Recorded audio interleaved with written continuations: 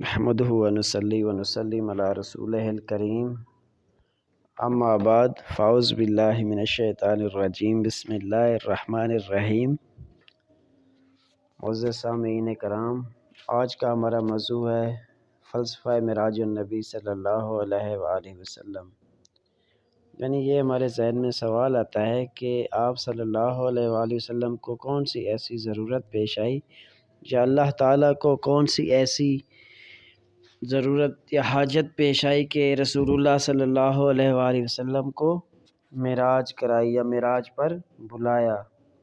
یعنی بنیادی ہمارا سوال یہ ہے کہ معراج کیوں ہوئی۔ جیسا کہ ہم جانتے ہیں کہ معجزہ معراج نبی صلی اللہ علیہ وآلہ وسلم کا وقوع پذیر ہونا تاریخ ارتقاء نسل انسانی کا ایک درخشندہ باب ہے، جس کا ایک ایک حرف عظمت و رفعت کی ہزارہا داستانوں کا امین اور عروج آدم خاکی کے ان گنت پہلوؤں کا مظہر ہے۔ تو دستاویز مرتب ہوئی وہ انسان کے اشرف المخلوقات ہونے کی دلیل ہی نہیں، بلکہ ایک ایسا مینہ نور بھی ہے جو تسخیر کائنات کے ہر مرحلے پر آنے والی نسل انسانی کے راستوں کو منور کرتا رہے گا،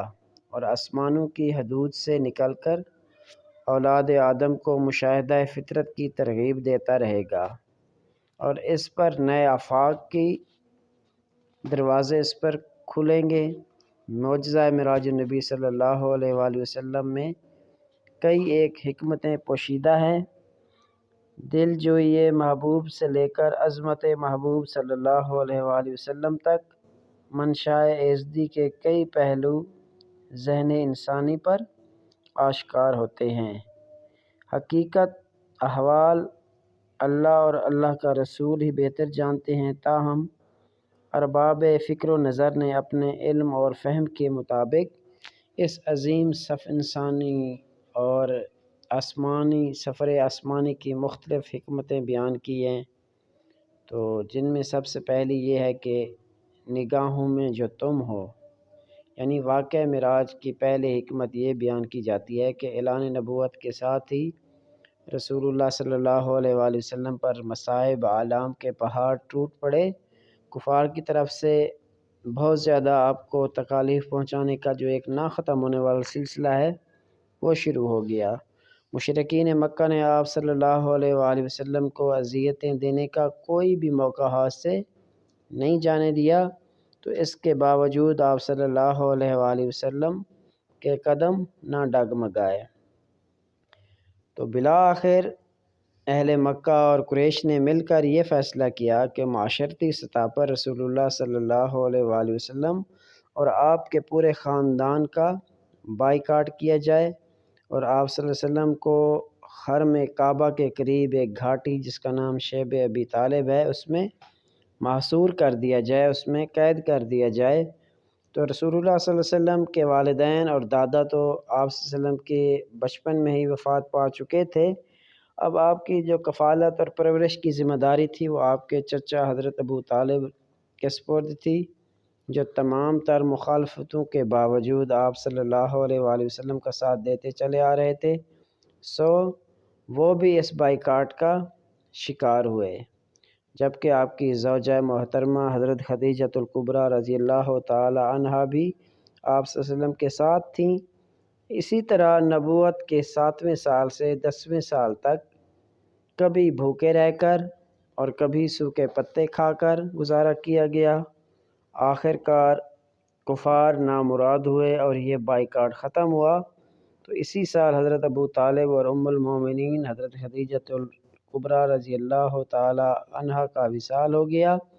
جس کو عام الحزن کا سال بھی کہتے ہیں۔ اسی طرح اس سے تمام ظاہری سہارے اور رشتے ٹوٹ گئے، اور آقا علیہ الصلوۃ والسلام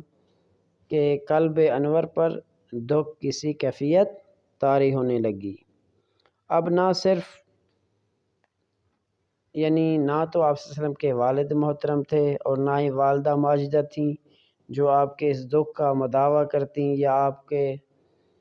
آپ صلی اللہ علیہ وآلہ وسلم کو دلاسا دیتی، اور نہ ہی آپ کے والد تھے کہ دست شفقت سر پر رکھنے سے اسی طرح نہ ہی آپ کی وفا شیار بیوی تھی کہ اپنے حسن سلوک اور محبت سے غم دور کرتی، نہ کوئی اور بزرگ اور مشفق تھا کہ جس کی شفقت اور محبت کی فراوانی سے اس کے کفار مشرکین کے چیزہ دوستیوں کی تلافی ہو جائے۔ یعنی فضا مخالفت اور سازشوں کے گرد سے اٹھی ہوئی تھی، بظاہر اپنائیت کا حصار دلکشا ٹوٹ رہا تھا، حروف وفا کی خوشبو سے فضا آ رہی تھی، قدم قدم پر شقاوت قلبی کا پہرا تھا۔ چنانچہ ایسے حالات میں اللہ رب العزت نے چاہا کہ سارے غم، رنج اور دکھ، درد اور پریشانیاں آپ صلی اللہ علیہ وآلہ وسلم سے دور کر دی جائیں۔ تو اسی طرح ممکن تھا کہ محبوب کو قاب قوسین پہ بلا لیا جائے کہ جب محبوب کا مسکراتا ہوا چہرہ سامنے ہو اور ملاقات میں خلوت میسر ہو تو محبت کرنے والوں کے دلوں میں کوئی اور دکھ اور ملال باقی نہیں رہتا، بلکہ ایک ایسی کیفیت طاری ہو جاتی ہے کہ وہ مزید دکھوں کی خواہش کرتا ہے اور زبان حال سے پکار پکار کر کہتا ہے کہ اے غمو تم امڑ امڑ کر میرے پاس آؤ تاکہ میرے لیے یہ اللہ کے ایک طرح سے دیدار کا جو راستہ ہے وہ صاف ہو جائے۔ جیسا کہ سورۃ طور کے اندر اللہ تعالیٰ نے ارشاد فرمایا کہ اپنے رب کے حکم کی خاطر صبر کر، بے شک تو ہماری آنکھوں میں ہے، ہم تجھی کو دیکھتے رہتے ہیں۔ اسی طرح دوسرا سبب ہے امت سے پیار،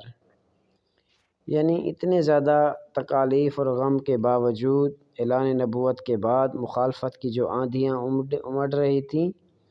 سازشوں کا جو جال بچھایا گیا، روشنی کی راہ میں جو دیواریں اٹھائی گئیں، کفر و الحاد کے نمائندگان نے پیغام توحید کو جس طرح سے جھٹلایا، تو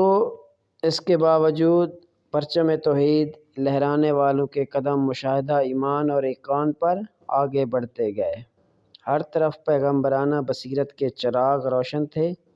عزم و استقلال کے الفاظ کو نیا مفہوم عطا ہو رہا تھا، اثار و قربانی کی نئی داستانیں لکھی جا رہی تھیں، بارگاہ خداوندی میں سجدہ ریزی کمال بندگی کا مظہر بھی تھی۔ اسی طرح وحدہ لا شریک کی حمد و ثنا کے پھول کھل رہے تھے، ساری رات انوار بندگی کی جھرمٹ میں گزر جاتی۔ پروردگار عالم نے اپنے محبوب صلی اللہ علیہ وآلہ وسلم کی یہ مشقت دے کر ہدایت آسمانی کی آخری دستاویز میں فرمایا،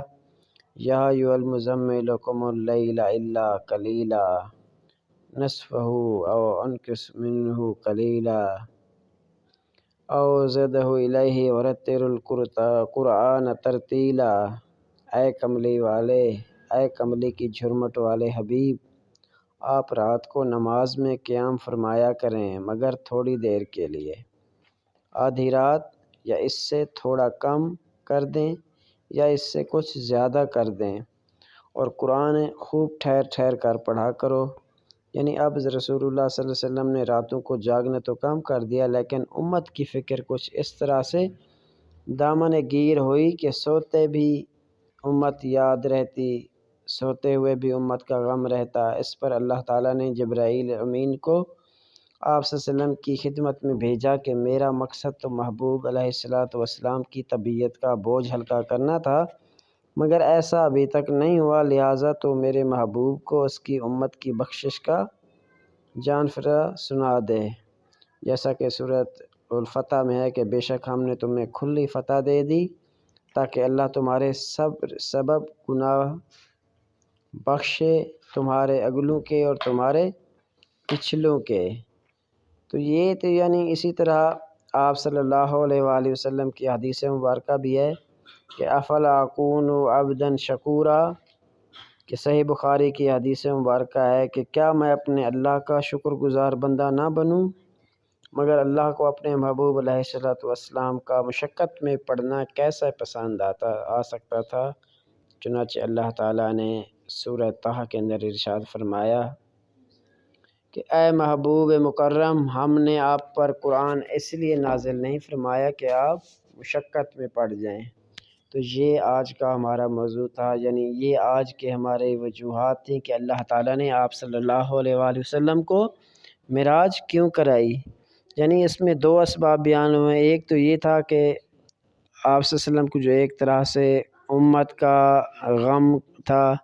اپنی امت کی فکر تھی، وہ بھی بتلایا گیا ہے۔ تو اس کے ساتھ ساتھ اللہ تعالیٰ اپنے محبوب سے